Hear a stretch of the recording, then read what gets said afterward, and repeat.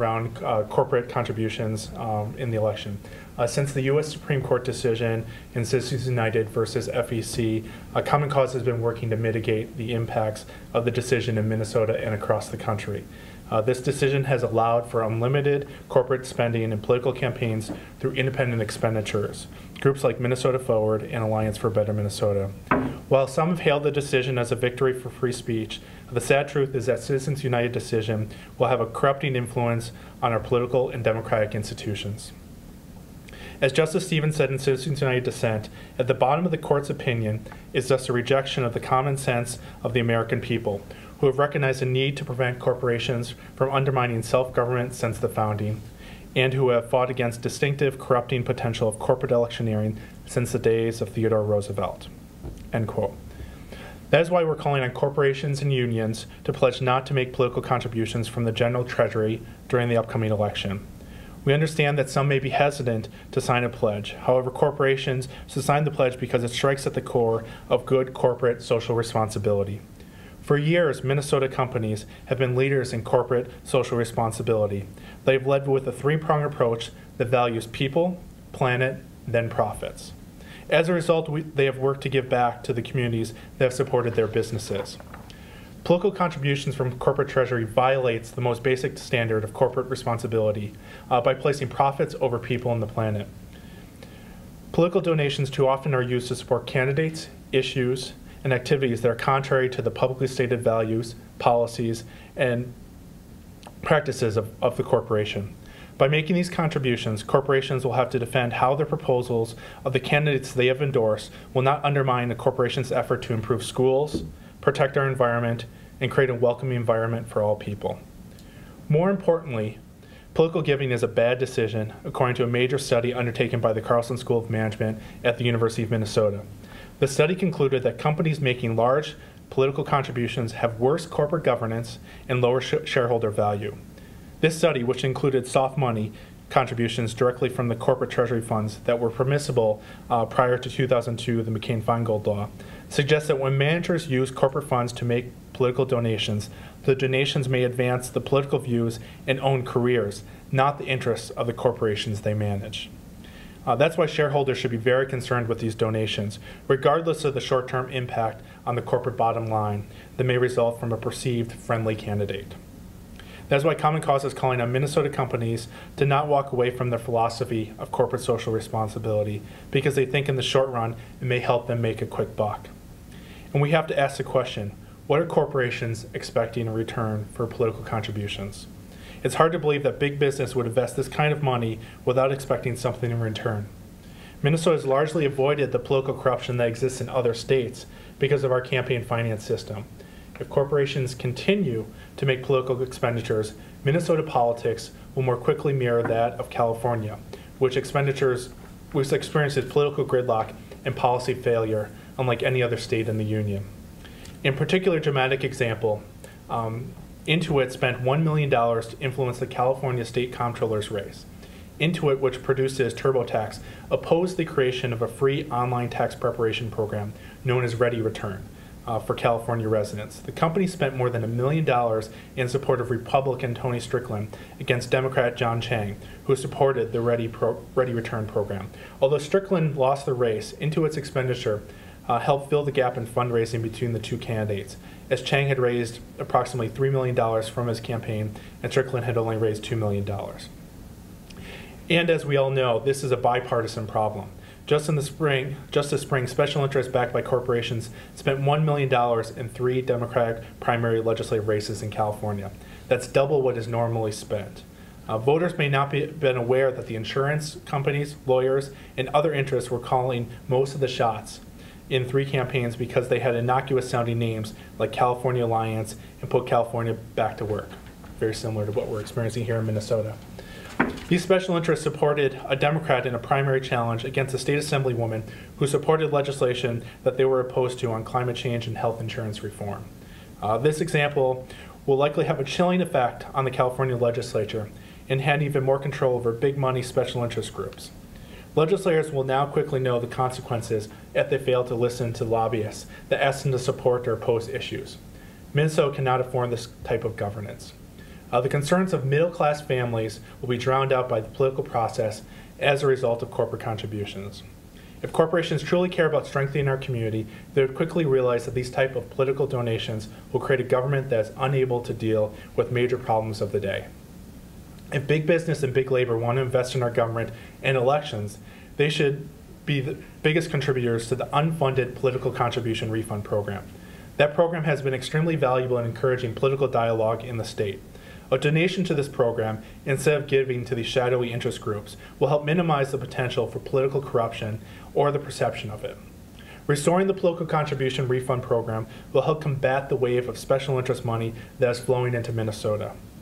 As a result of the political contribution refund program, Minnesota has the highest percentage in the country of small donors, 45% contributing to political campaigns, while the national average is only 9%.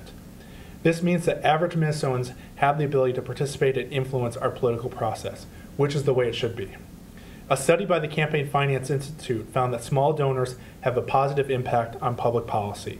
Quote, a system in which the candidate raised most of the money from large donors, in other words, is one that favors those that most likely to lobby later on behalf of the particular interest. By extension, a system that encourages the role of small donors, thus decreasing the dependence of large donors, could also reduce the subsequent pressure placed on lawmakers to respond to such particular concerns. Unfortunately, this is not a new issue for our country. More than 100 years ago, President Roosevelt warned of the dangers of unlimited corporate spending in political systems. He called, and I quote, one of the principal sources of corruption in public affairs. That perception of corruption, or real threat of corruption, is exactly why corporations and unions should pledge not to make political expenditures. These groups have had the ability to make their case to elected officials through the lobbying process, but aren't entitled to, and I quote, a vote in Congress, a vote on the voice on the bench, or representation in the public office. And that was a quote by President Roosevelt also. So with that, I'll open up for questions. Are you asking Minnesota corporations and unions or the 100 largest corporations and unions in the country? Just in Minnesota. We're Just targeting in Minnesota. those. But as you know, technically corporations from around the country can make these, but we're specifically targeting the Minnesota companies. Is there a plan in place if you're calling on them to not contribute, it doesn't work? Do you plan on publicizing how much they contribute, and what does Common Cause want to do? Yeah, that's the main thing, is that we want to make sure that shareholders, customers, and the public knows that these contributions are happening. But really what we're trying to do is give corporations a way out. We think that they're being placed under significant pressure to make these type of contributions, and we're hoping that instead they'll decide to sign the pledge and say, we're not going to make these type of contributions because we think it's a bad business decision. Isn't the cat already out of the bag? It started, unfortunately. I mean, we have, probably 7 or 8 corporations have already started to give. There's, 93 other corporations in the state of Minnesota. And so what we're also hoping is that those corporations that have already given will mitigate that impact by, again, giving money to the political contribution refund program, because we think that's a better use of resources. But we would have hoped that they would have not given money to these special interest groups. Do you have any evidence or knowledge of ramifications for the corporations that already have given, or the unions? Have there been any, customers who said they wouldn't shop there? Do you have any evidence of that? Well, I think we're starting to see that already, that there is larger public concern about it. Whether you're going to see full-fledged boycotts, I'm not sure. I think just the reputation damage that this is doing to the corporations that have given should have be a compelling case on why these corporations should not give.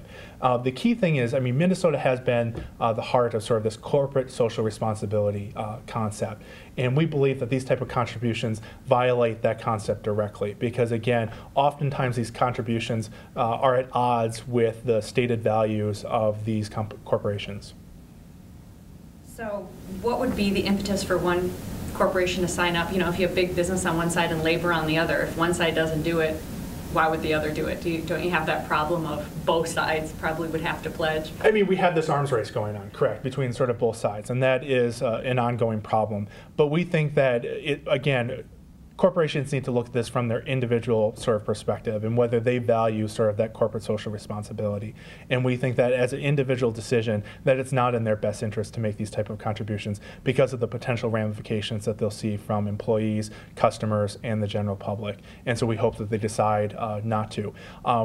Money in the political system has never been a problem. We've really seen sort of a balance between the unions and the corporations over the years. And so what has unfortunately happened here now with the Citizens United decision, has created some imbalance, basically where corporations are able to significantly increase the amount of money that they can put in the political system.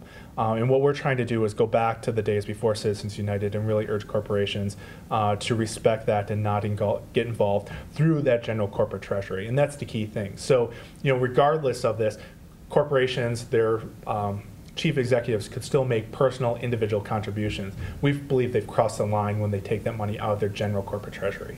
Would a legislative decision, getting a law in next session, would that be another way to address this too? Are you supporting that? I think the key thing is it's something that we've been advocating for the last 2 years on, is really improving and restoring the political contribution refund program. That we need to move away from what is essentially sort of a corporate and union-funded election system and move more towards a low-dollar election system. And we believe the political contribution refund program has had just a tremendous benefit. The study that I mentioned by the Campaign Finance Institute did a really thorough analysis on Minnesota's political contribution refund program and said it is really a model nationwide and has had a very beneficial impact on policymaking. So we think that's really the first step. We're also looking at other ways to sort of mitigate the impact. The second sort of way would be to basically require disclosure around sham issue ads. This popped up here in a few weeks, or actually just shortly after the session, with a group called, Organization for Marriage, where they were running ads on television urging basically a referendum on the marriage amendment, but that group did not have to disclose anything. So you've seen in a lot of these reports where we don't know who was contributing, how much money they were spending. So we want to close that loophole and require those groups to disclose the contributions. And you're asking the candidates to take this pledge as well, that they will not accept corporate or union money? Yes, and that's a slightly sort of separate issue, and that's in direct response to the lawsuit that was filed about 2 weeks ago in federal court by Jim Bopp, this out-of-state person who's trying to challenge campaign finance laws across the state. So the crux of that lawsuit is to allow for corporations to make direct contributions to candidates. And unfortunately, that decision could actually happen very quickly, actually in a matter of weeks. And so we're trying to get ahead of that and encourage basically candidates to not accept or to pledge not to accept any type of corporate contributions before that decision happens. Great. Thank you very much.